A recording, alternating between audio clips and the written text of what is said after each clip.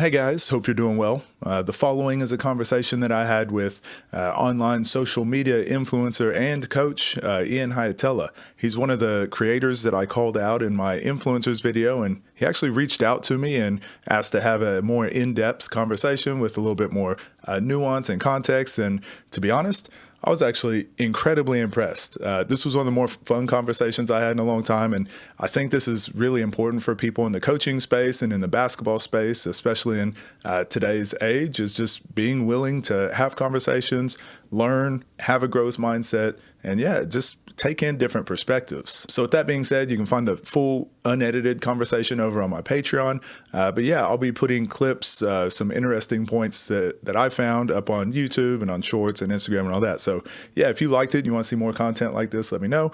And other than that, yeah, hope you enjoy. Yeah, we were just talking about like pigeonholing players and player development. Do you see any coaches or college systems? Have you had any conversations with people where they do it really well that you're aware of?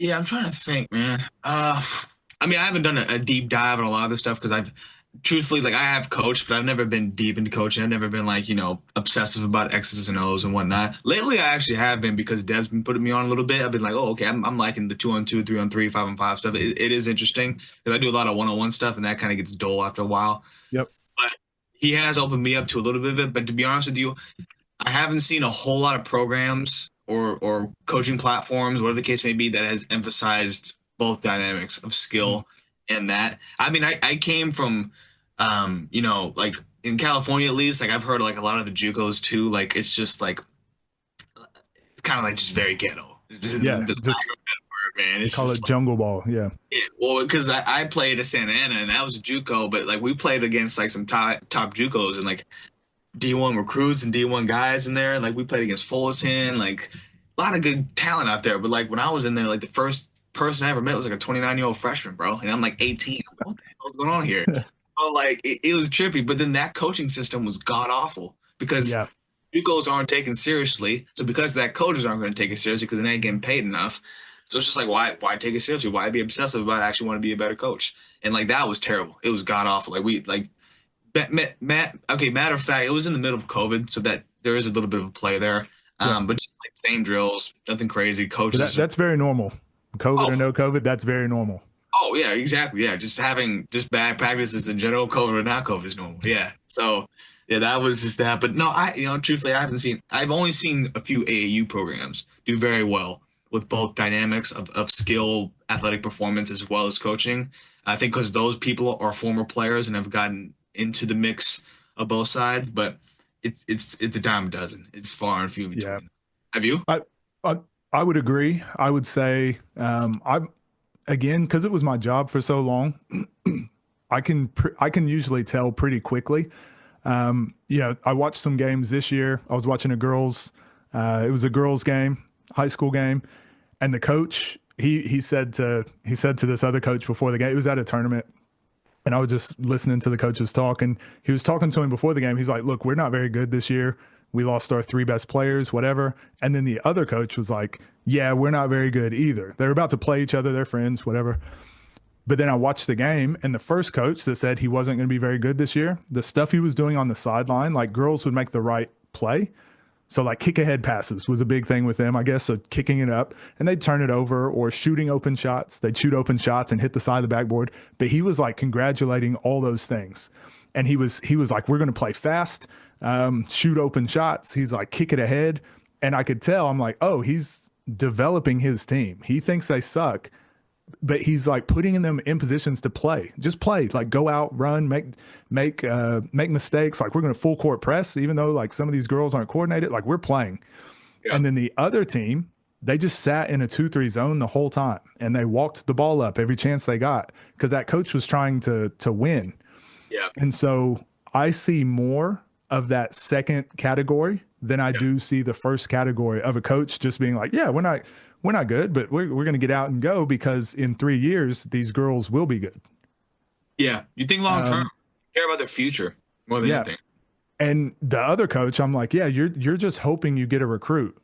Yeah. you're hoping you get someone to come in and make you good, but you've got to, that's our job as coaches, like get them good. Like, yeah, we're going to have a down year because we lost 3 or 4 seniors, but we're going to get out and run and build up our transition, build up our man full court prep. Like we're still going to play. And I think you don't see enough of that.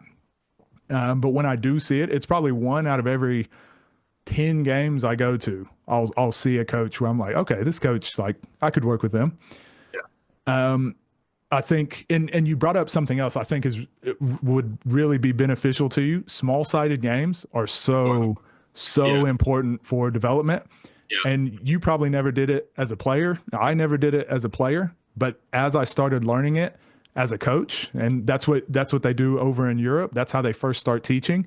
Man, I was like, I would have loved to come up in today's era and have a coach be like, all right, we're going to start practice in a offensive advantage into a driving kick. Yeah. I'm like, what? I get to catch it off of a closeout and play and make mistakes. Like I would love to do that, but it also replicates what happens in a game when we get downhill off a pick and roll. Like, what are the looks I should be looking for? The drive and kick. I could fake the pass and finish. I could like seeing kids be able to get in those situations and make those mistakes over and over Yeah. in a small sided kind of controlled environment. Then you'll start seeing them in a game just pull it out. The game slows down because they're able to like analyze a little bit quicker. And I realize that's probably one of the biggest things that's missing over here. We either have like skills development training with just 1-on-0, nothing at all, or we have team organized training where it's just let's Yeah. just do terrible drills that don't translate to a game, and let's just practice our plays 5-on-0 for 2-3 hours, and then we run. Yeah. You know, Yeah. you can put it all together. Yeah. And That's the future of training, in my opinion. It's just the it's kind of funny when people are like, oh, these and this I fully agree with small sided games, by the way. But it's kind of funny because people are like, oh man, I implemented this in my training, all of a sudden like way better. And it's like, yeah, you played basketball. Really, that's all that yeah, happened. play. You just play basketball and you learn from your mistakes and you just didn't have an ego about it and you were just like, I made a mistake. Oh well, now I get to fix it. And you Yeah. stopped doing less, or you stopped doing more of that just kind of isolated training. And that there's a time and place for everything, but that's the biggest issue.